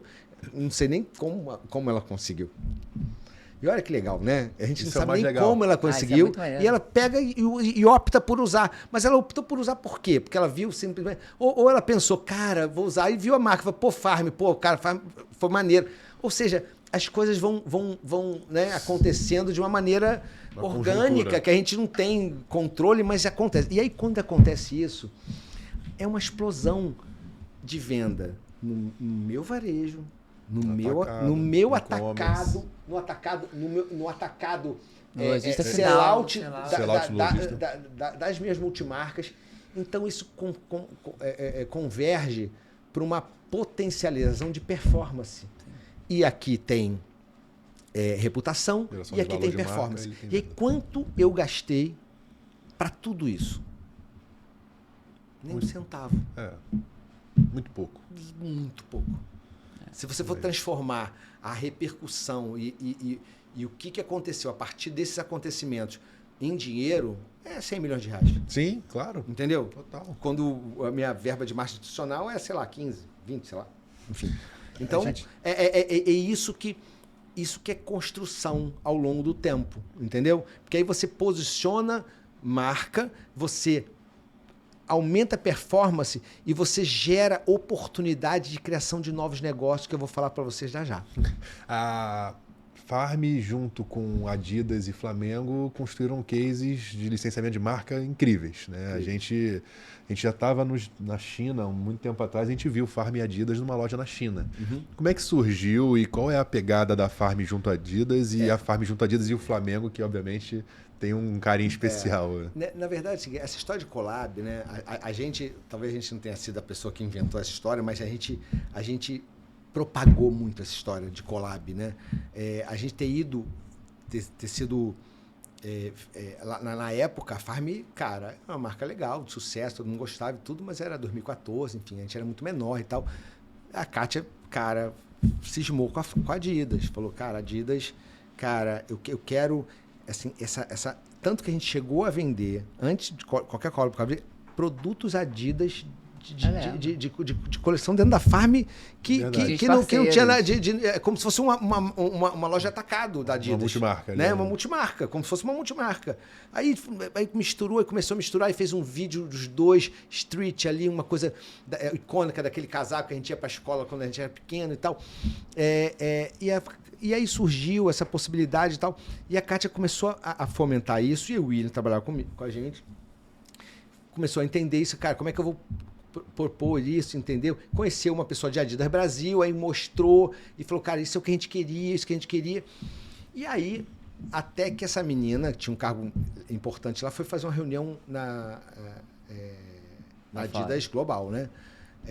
E prepara pra gente. Não, prepara não, a gente vai fazer agora um vídeo com esse entendimento. E a gente fez um material incrível, misturando Farm com Adidas, incrível, e entregou na mão dela. Ela ficou assim, material gráfico, material impresso, material digital. E aí, quando ela chegou para a diretora lá de produto da Adidas Global, ela teve essa oportunidade, ela falou assim, cara, olha isso aqui, vê o que você acha de uma marca brasileira, que é uma das marcas mais legais do Brasil e tal. E aí deu quatro cópias, né? Tanto do impresso quanto do digital, em fita, né? Em disquete, sei lá, que é DVD. Aí, cara, quando ela se deparou com aquele material, ela pegou botou na mesa de cada um dos diretores dela e tal, não sei o quê, e falou, eu tô pedindo para você essa interpretação aqui há 4 anos e não vem. Surreal isso. Surreal. Eu acho esse case da Adidas muito incrível. Não, aí o que aconteceu? A Adidas Global resolveu fazer uma collab com uma marquinha no sentido de diferença de tamanho. De tamanho da época. Cara, a gente fez um negócio. Quando chegou a resposta deles, olha só que loucura isso, cara. Olha, essa história são dessa primeira coleção. Quando chegou a resposta deles às 9 da manhã, dizendo o seguinte, cara, a gente quer ver uma apresentação. Você não tinha nada de apresentação. Como assim? Que apresentação? Cara, juntou todo mundo, os criativos todos da Farm. A gente virou... A gente quer ver a apresentação amanhã, 9 horas da manhã. Viramos noite com 15, 20 pessoas trabalhando, não sei o quê, estampa, essa aqui, aplicação, não sei o quê. E aí 6 pessoas viradas foram para São Paulo fazer essa apresentação a partir da Adidas de São Paulo. E aí a gente botou 20 possibilidades. Eles escolheram 4. E a 4 vai ser assim, assim, assim, assim. Cara, mas só isso foi o começo de uma história linda de parceria, que tiveram muitas nuances, que muita gente não sabe, mas a gente chegou a encerrar, eles voltaram, eles quiseram mais de novo e tal. Tem muitos anos. Tem 10 anos, né, agora? Tem 10 anos, foi em 2014 a primeira.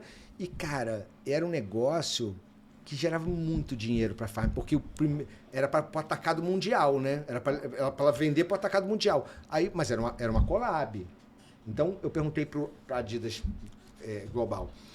Normalmente, quando é uma collab, quando é uma coleção de linha, vai para todos os países. Mas quando é uma collab, para quantos países se vende? Olha, acho que a média é uns 42.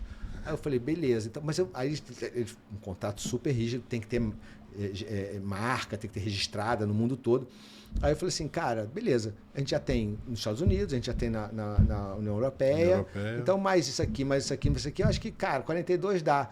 Botou para vender, foi vendido para quantos? 100. Para todos os países. Todos. Que é onde tem loja da Adidas. 128. Eu falei assim, não dá pra gente trabalhar, não tenho marca em todos os países do mundo, nesse país. Não consigo. Não posso assumir essa responsabilidade de ter a marca. Sei lá, se tem uma farm lá de não sei o que, depois entra com uma... Lá em Butão tem uma farm, não sei o quê. Aí o que a gente decidiu? Que a gente ia anunciar que era uma parceria com uma marca brasileira, mas não ia ter... Você vê que as nossas parcerias, o produto ele é Farm Rio Adidas. Ele não é um produto Adidas com estampa da Farm. Sim, tem a etiqueta Farm Rio. Rio. E eu não pude fazer isso. E eu só pude fazer isso com os produtos 45, do Brasil. Ele fez essa Brasil. divisão do que produzia para o Brasil e o que produzia para o mundo. E aí começou e a gente foi embora. E aí depois fui registrando marca no mundo todo. Eu já estava registrado no mundo todo. Mas acho que como tudo isso cai para onde que a gente está hoje, falando dessa internacionalização da marca, né? Sem Porque dúvida. hoje, assim, tá nesse momento que o Brasil está muito em evidência, a moda do Brasil, muito por conta da Farm que fincou essa bandeira, mas que não é de hoje. Como se 10 anos estando em vários países. Você tá... Acho que foi Free People ou Anthropology que vocês estavam... Anthropology. Então, acho que tudo isso vai para você chegar lá e fincar essa bandeira de fato. Porque eu falo diferente disso. E quando até me perguntam sobre isso, eu falo, cara, eu exporto. Internacionalização de marca é outra coisa. É o que vocês fazem. E eu acho isso muito maravilhoso e como que tudo vai levando para esse caminho que nada é do nada, E né? eu falo também, Sharon, que a gente deu sorte, tá?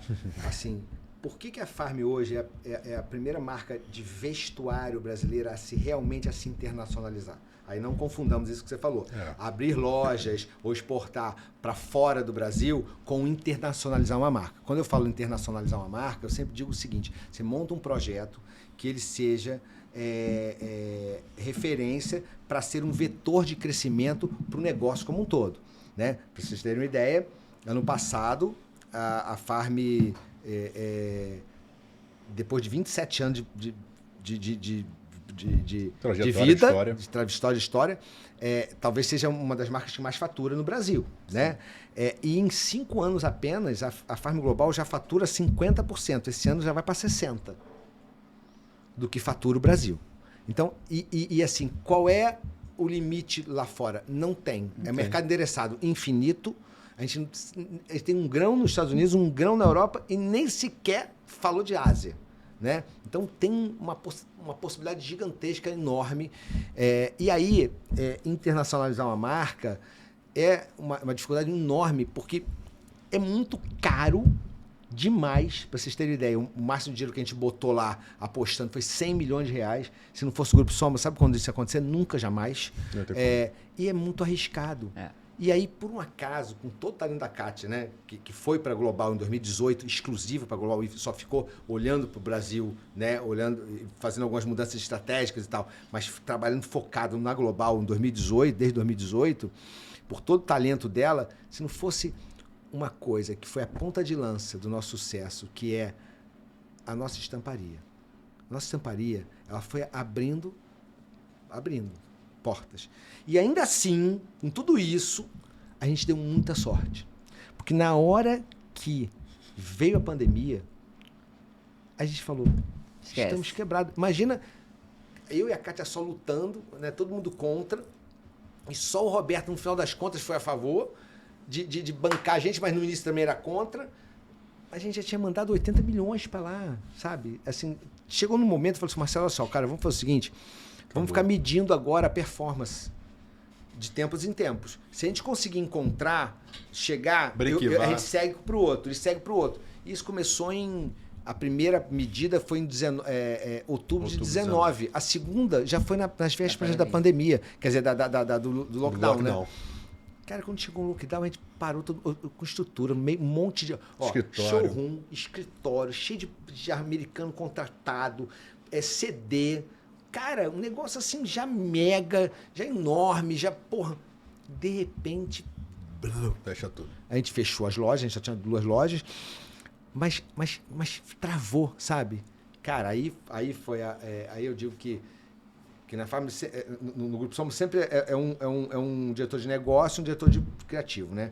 Quando a gente foi ir para Global, a gente trouxe um desses meninos aí que a gente apostou lá atrás, que é o Fábio, foi trabalhar. Falou, cara, vou de Malicuia, com família, com filho pequeno, vou para Nova York e tal. Então, já todo estruturado lá, ele morando em Nova York e tal, diretor de operações e tal. De repente, a gente se viu nessa situação. Aí eu falo que é sorte. Por que é sorte? Porque ele teve o discernimento e falou assim, cara, mandou todos os americanos embora, entregou todos os imóveis,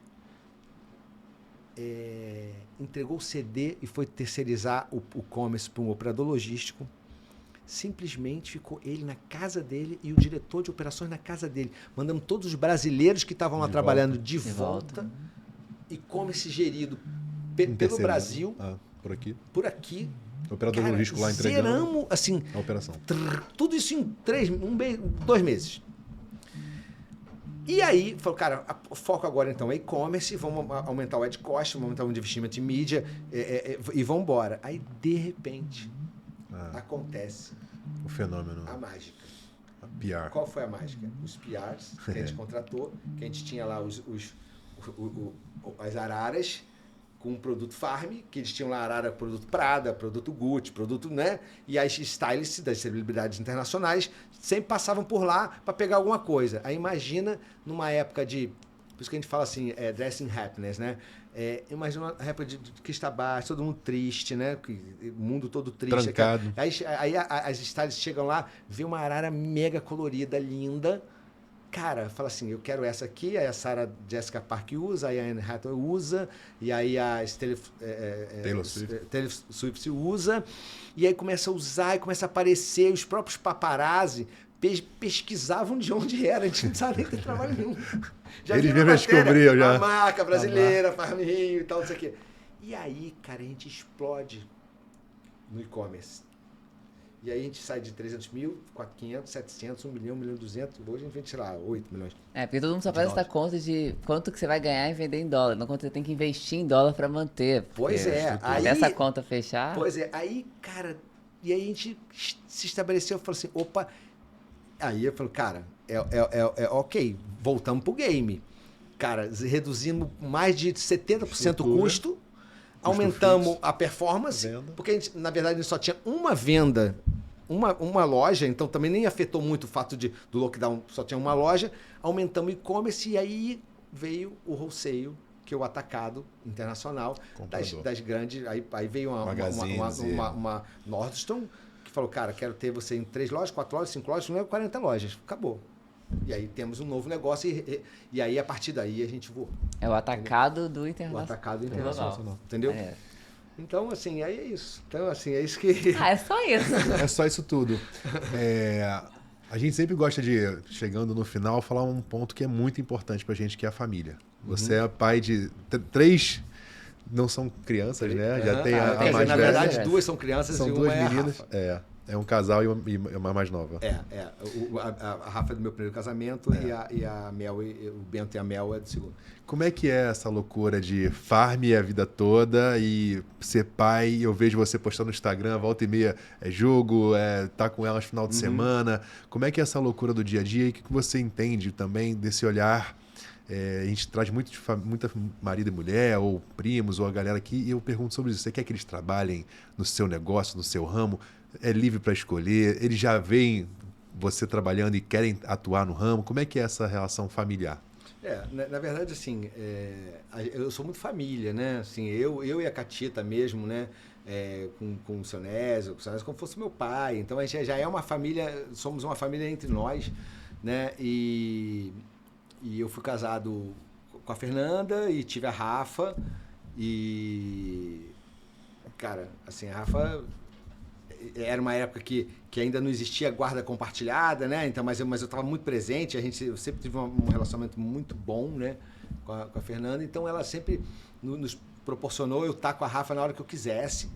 E no final das contas, a Kátia é a madrinha da Rafa, eu sou padrinho da Manu, que é a filha da Kátia. E a gente sempre viveu muito próximo, assim, e era natural que, de alguma forma, ela fosse influenciada por isso, mas eu nunca fiz nenhuma questão, deixei sempre ela muito livre. Então, ela se formou design de moda na PUC e começou a trabalhar na farm de uma maneira orgânica, saiu de uma maneira orgânica, foi para a Fábula, ficou um tempão na Fábula também, e hoje ela tem uma marca com uma amiga que está tocando a vida dela. Eu só montei uma infraestrutura para ajudar no início e falei assim, cara, isso aqui não tem mais dinheiro, isso aqui é assim que vocês vão se virando, e ela faz isso, cara, é uma vida difícil, não é fácil, mas ela fica muito à vontade para escolher o que ela quer da vida e tal. E o Bento e a Mel, do meu segundo casamento, que eu fiquei com a Paula 22 anos, né? Assim, são os meus amores, né? Assim, o Bento flamenguista comigo e tal, a Melzinha o tempo inteiro comigo. Aí já assim, no modelo de guarda compartilhada, a minha relação com a Paula é maravilhosa, é ótima. Então a gente sempre preserva sempre a prioridade com as crianças e tal. E agora até vou viajar com todo mundo, vou viajar com o Rafa, com o Bento, com o Mel, com meus amigos todos para minha casa de Araras. Vai ficar lá até quarta-feira, né? Então eu vejo muito assim, é muito importante família para mim. Eu venho de uma família de 5 irmãos, né? Eu tenho comigo 6. Caramba. Eu sou o segundo. Então a gente é muito unido, a gente se encontra 3 vezes no ano, todo mundo junto e tal. Então família para mim é fundamental e as crianças, eu sempre sinto muita falta das crianças, né? Então hoje eu trabalho muito, mas eu sempre reservo o meu tempo para a família. Anos? A Rafa tem 26. Sim, porque eu consigo imaginar que ela viveu todos os momentos da Todos farm, os momentos. Né? O Bento e a Mel é outra farm, né? Outro entendimento quando eles estiverem mais por dentro da farm. E é verdade. E hoje o negócio, né, farm, ele já se extrapolou, né? Hoje o negócio farm, ele virou um negócio Soma e agora é um negócio Asas, que é a maior marca, maior empresa de moda da América Latina. Então, tudo é muito grande, tudo muito mais complexo, é capital aberto e tal. Então, a minha preocupação é dar uma formação muito bacana para eles, sabe? Formação psicológica, formação educacional, formação de caráter, de valores. Então, isso é fundamental. E eles vão escolhendo, à medida que eles vão... agora, eu aconselho aqui, aconselho ali, converso muito e tal, mas eles vão ser o que eles quiserem ser. Dá pitaco assim, na marca da Rafa? A Rafa, de vez em quando ela fala, né? De vez Mas quando você ela dá pitaco? Fala, pô, acho que não, isso aqui não dou. Eu só cuido de uma modelagem de infraestrutura e eu falo assim, cara, se você fizer isso aqui, vai acontecer isso aqui. Se você fizer isso aqui, vai acontecer isso aqui. Se você fizer isso aqui, vai acontecer... Então, ela já sabe... Ela é livre, total livre. Se eu fosse a Rafa, eu ia colar na Dinda. Não, Dinda, me ajuda mas aqui. Mas eu quero uma Kátia pra chamar de minha. Mas a Kátia adora, assim. Porque como ela... A Nushka não foi fundada por ela foi fundada para a Hannah, que é um talento que hoje até faz muita coisa pra gente, que até eu tenho que falar um pouquinho sobre o futuro, né? Mas, então ela juntou, né, com ela, foi uma marca criada pela amiga, e a Kátia falou assim, não deixa jogar... Aí veio uma nova Nushka, né, que lançou, já tem umas 2 coleções, ela falou assim, deixa avançar mais para a terceira, eu quero avançar para a terceira, eu vou sentar com elas e vou trocar uma ideia com elas, conversar um pouquinho com elas sobre isso. E é assim que tem que ser, eu acho que tem que deixar as pessoas, né, se desenvolverem. Né? Hoje, obviamente, tem muito mais, vou dizer, burocracia e tal, mas eles vão na farm com você, eles curtem o dia que, sei lá, não vai pro colégio, não tem um dia de colégio, ou um feriado. Iam até mais, quando eram menores e antes da pandemia. Agora eu mesmo, eu me divido por muitos escritórios, né? Eu vou pro escritório do JB agora, aqui, eu vou para São Cristóvão, eu vou para... Então, agora é menos. Mas eles estão sempre nesse universo farm o tempo inteiro, né? Fazendo parte da vida deles. E pra gente encerrar, porque a gente já tá aqui super extrapolando o horário, me fala aqui um spoilerzinho do futuro da farm. Do futuro, assim, cara, a gente chegou num lugar, né? Que é esse modelo de negócio que a gente é agressivo comercialmente, a gente combina todos os 3 canais, a gente traz tudo de incrível que acontece com a Farm Global, para a Farm Brasil, para o Brasil, para todo mundo saber. E a partir daí a gente desenvolve novos modelos de negócio, né? Então, quando a gente criou o Me Leva, o Me Leva era um canal que a Kátia até nem se orgulhava muito, que eram uns tênis, e aí começou com os acessórios, mochila, bolsa, garrafinha e um monte de coisa, e a gente começou a atuar muito no atacado. Quando isso foi evoluindo, esse produto foi evoluindo, de repente explodiu no atacado. E eu falei, Kátia, tem um negócio aqui. Ela falou assim, negócio? Isso aí, esquece. Vai conversar com o diretor de branding. Isso é uma nova marca. E aí a gente criou, vai tá entrando agora, a partir de 1º de agosto, uma nova marca com envolvimento total, 100% de todas as pessoas da Farm, que vai ser os produtos de lifestyle da Farm. Tudo vai estar dentro da Farm Etc., que é o nome da nova marca, que vai nascer onde era o PH na Garcia, entre o Louis Vuitton e... A gente pegou aquele prédio, que vai ser a primeira flagship da Farm Etc., e pegamos uma loja na Oscar Freire, que vai ser uma marca, um espaço que o Alexandre Birman ofereceu pra gente, e a gente pega essa loja no Barra Shopping e estamos negociando no Morumbi também, então, e ela já vai nascer com mais 10 lojas e pode se tornar uma farm em 8 anos. Uma nova farm em 8 anos, com a possibilidade de abrir 15 lojas por ano. E a gente já fez teste desse produto, a gente já está todo desenhado. É um produto que vai ter as parcerias vão estar lá dentro. Adidas, vai estar toda... A gente acabou de fechar uma parceria mundial com a Hip Cool agora, de fazer uma coleção enorme. Vai estar também lá dentro. Então, vai ser e em janeiro a gente começa a mostrar isso de uma maneira mais... clara para todo mundo. Mas eu acho que é exatamente isso, assim, de ser um lifestyle que eu acho que isso vai lá desde lá de trás, assim, quando o André Carvalhal criou o blog que vai contando dessa vida da menina da Farm, a exposição que eu tava falando com o Michel hoje mais cedo, assim, porque é tão enraizado do que é a Farm, do cheiro, do lugar, da embalagem, esse tipo Farm. Que isso, a Farm pode fazer um tijolo, pode ser um tijolo Farm, sabe? É uma decoração, um azulejo, uma linha de home. Então é muito maneiro quando você consegue se apropriar da marca além da marca. E acho que vai ser massa. Não, e esse é o grande principal projeto. Mas tem outro, que é o Farm Praia, que a gente entrou no atacado agora com um resultado legal, mas não tem nenhuma intenção de virar rede, mas é um bom segmento. Aí tem a Farm Latam, que é a nossa entrada na América do Sul com produtos do Brasil, não da Global.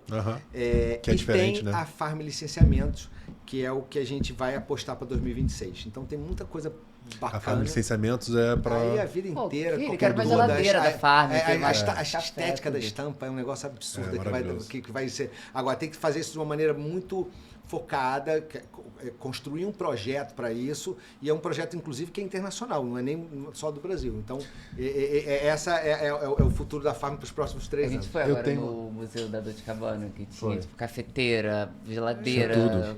Maravilhoso. Eu tenho uma pergunta que... Assim, você é um grande estudioso de comportamento de consumo, vive loja, vive as gerentes, vendedoras. E eu lembro de a gente ter conversado na FEComércio há muito tempo atrás, falando sobre a revolução que a moda vivia no quesito desfile, sinal, buy now, por que não desfile, por que não evento. Trazendo muito para o parênteses do que você acredita como o comportamento de consumo dessa menina que consome Farm também, mas que eventualmente está consumindo no marketplace chinês. O que você acha dessa dualidade, da preocupação ESG e tudo mais, que é uma geração que se preocupa muito e acaba às vezes comprando num marketplace que não tem essa preocupação? Como é que é a sua visão? Eu acho que é tudo uma questão de massa crítica, né? Ainda existe uma preocupação muito com ESG, mas isso ainda não bate na grande massa, né? Ainda está num processo de conscientização coletiva, que ainda está nos formadores de opinião, na base ali, né? Na hora que você olha o resultado final, você tem uma tendência ali, mas ainda não é uma coisa que as pessoas ainda falam assim, cara, peraí, deixa eu comprar aqui baratinho, deixa eu me dar bem aqui. Ultra fast fashion baratinho. Então, assim, eu acho que as marcas elas devem estabelecer aonde elas têm um ponto competitivo dentro de toda essa história, né? O Seco falava muito claramente isso, cara, aposta onde você tem autoridade, né? Seja ótimo naquilo que você é bom. Aposta onde você tem autoridade. Então, cara, eu, sinceramente, a gente na Farm, a gente não se preocupa com nada em relação a Shein, a Shopee. A única nossa preocupação é quando a gente olha, a gente tem um festival de cópia, né? A gente tem mais de 600 processos, né? Que não efetivamente idos até o final, mas sinalizações de cópia que escrachadas, assim, absurdo. A gente tem também. Todo mundo, né? Assim, mas, cara, a gente parou de perder energia com isso, sabe? Tem jeito. O que a gente faz hoje na Farm, que eu acho que aí, pra gente concluir, que é o grande talento da Kátia, né? Que hoje muita gente faz o que ela... A Farm hoje é tocada no Brasil pela Cris Luquete, que é incrível, trabalha com a gente há 17 anos. Ela a gente almoça no mesmo lugar, absurdo, absurdo. Mas tem uma coisa que a Kátia, que aí só ela ainda tem, que é dar essas viradas no negócio Farm, que ela já fez isso algumas vezes e a gente está no meio de uma nova revolução. De uma revolução criativa, que a gente chama, que isso é que a gente tem que a gente faz o tempo inteiro. Quando a gente olha que a gente dá uma bugada no algoritmo, a gente fala assim, aí a gente muda, aí a galera que tava, mas isso aqui é Farm? A Farm não era aquilo? E aí a gente muda e aí a gente evolui. Na hora que a gente muda, a gente começa a evoluir. E é muito importante ter esse timing, porque eu acho que é esse timing que muda o jogo. A gente já fez você entender, cara, trouxe a gente daqui, mas, ó, não... Eu entrei no site de vocês, tá com muito liso, lindo, tá com muita coisa... A Kátia chegou pra mim e falou assim, sobre essa revolução criativa que a gente tá concluindo agora, ela falou por mim isso há 2 anos atrás, em agosto de 2022. Falou assim, Marcelo, a gente precisa fazer uma mudança. Eu falei, Kátia, a gente está na maior venda por metro quadrado da história. Ela falou assim, se a gente seguir assim, daqui a 2 anos a gente para de vender. Então a gente tem que começar agora. Cara, e foi Kátia perfeito. É gênia. É gênia. A Kátia é gênia. E aí, cara, foi exatamente isso que aconteceu. Isso aconteceu umas 4 ou 5 vezes na história da Farm. Essas mudanças. E aí daqui a pouco todo mundo copia e fala assim, peraí, não é mais isso, é o quê agora, entendeu? É pra lá. Então a gente usou respondendo a tua pergunta, a gente está focando em evoluir ao invés de se preocupar com o que está rolando. A Xana fala muito sobre isso, né? A gente tem um quê também de estamparia muito forte. E a gente vê uma juventude, uma sociedade que usa muito preto, branco, cores lisas, mais sólidas. Como é que a gente continua levantando essa bandeira da estamparia e desse eu trazendo isso pra Blue, teve um momento que a gente ficou muito assim, mas os jovens, como é que a gente vai rejuvenescer a marca? Eu falei, cara, não adianta me conectar com esse jovem preto. Tem que entender através de onde que eu conectar o jovem que quer cor. Porque eu vou me empretecer agora? Não. Mas é muito também de sair desse lugar de insegurança, de querer agradar o outro. Não, eu quero que quem goste disso, se tem lugar aqui, ó. Sinta-se em casa. Imagina quantas vezes já falaram pra gente, externamente, internamente, que, cara, a gente tá com muita estampa. Imagina quantas vezes. E que a estampa no mundo tá caindo, não é isso, não é aquilo. Cara, deixa a gente aqui entender e a gente tem que fazer o que a gente acredita, né? Que é a nossa vocação. Para a gente finalizar, que você deixasse uma mensagem para um varejista que esteja vivenciando um momento difícil, como você passou ao longo da sua trajetória, que você aprendeu na dor ali, alguma clareza que você fala, cara, eu errei aqui e foi duro e eu aprendi tal coisa. Que mensagem? Eu vou falar a partir de uma teoria, né?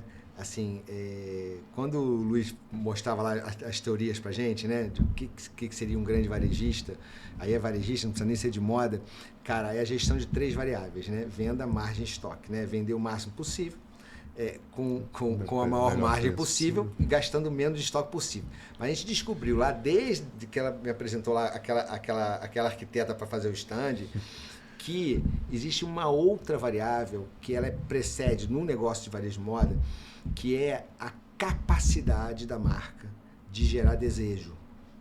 Porque quando a cliente bate o olho na vitrine e ela fala assim, dentro da cabeça dela, eu quero, a gestão das outras variáveis, cara, se torna 70% mais fácil, né? Então, como a gente faz para gerar desejo? E aí, trazendo para o início, o que é o principal ponto para gerar desejo quando você está começando? É produto. E aí eu falo, a Farm tem um brand incrível, um marketing incrível, um planejamento incrível, tudo incrível. Mas eu falo para todo mundo escutar, a coisa mais importante que tem na Farm é produto. É a capacidade que o produto tem de gerar desejo para aquele mercadinho pequenininho que você tem, das suas amigas, aí depois expande um pouquinho dos seus familiares, dos seus amigos e tal. É a capacidade do produto. O tempo inteiro você fala assim, produto. E quando eu falo que a Kátia faz essas viragens, ela faz essas viragens a partir de produto, da evolução do produto. Então, basicamente, isso que eu aprendi, que é o produto que rege, que faz às vezes de tudo, né? Por exemplo, tem até uma passagem importante, quando a gente entrou em Belo Horizonte, primeira loja fora do Brasil, fora do Rio, a gente não tinha nada, cara, começou a vender muito bem, nunca tinha visto lá. Aí eu falei, pô, Kátia, vou contratar aqui uma assessoria de imprensa, uma mídia aqui, porque Belo Horizonte tá vendendo muito, a gente estava em abril, maio, né, a coleção de inverno. Falei, cara, a gente vai lançar a coleção verão, então a gente vai com toda a força. Eu não consegui contratar nada. E simplesmente a venda dobrou. Eu falei, cara, graças a Deus que eu não contratei. Senão eu dizia que ia ser essa contratação que fez... Dobrou. O que fez dobrar? Produto. Então a gente aprendeu isso desde cedo. É o produto que gera desejo no começo, é o que gera awareness de marca, com boca a boca e tudo mais. Então, foca em produto, vai trabalhando, mostra para o amigo, e mostra para a amiga, e mostra para os familiares, até que você vai evoluindo nessa geração de desejo que o produto é capaz de fazer. Maravilhoso. Muito obrigado. Pô, sensacional. Gente, dá para conversar aqui mais 1 hora. Nossa, tá fácil. maravilhoso. Ou mais. Até para mim. Que delícia aqui, de papo. 2 feras dessa Pô, aí. obrigado pelo seu tempo, pela presença. Imagina. Eu acho que vai valer mais pra frente na agenda o segundo capítulo pra gente Parte contar 2. sobre internacionalização, já assim, com tudo acontecendo. Você que acompanhou a gente, eu sempre esqueço de falar isso, segue lá, ativa o sininho, curte, compartilha. No Instagram pessoal, eu sou michel.tawil. Sharon.Zulay. @Marcelo Bastos com 2 L's. Segue a Farm, segue a Blumen, segue o podcast, ativa aí, tem muita coisa legal acontecendo. De fato, a gente está trazendo pessoas que vivem o dia a dia, pessoas que compartilham as dores, o sucesso, os aprendizados, para que você consiga, enfim, ter uma trajetória um pouco mais fácil nesse dialeto aqui, nessa loucura que é o varejo e o empreendedorismo. Sharon, tem cupom de desconto da Blumen. Se você chegou até aqui, você ganha um presente, que é 10% de desconto em qualquer compra no nosso site. Vou botar aqui o nosso QR Code e o código é aquele podcast. É isso, gente. Valeu, obrigado. Até semana que vem. Um abraço.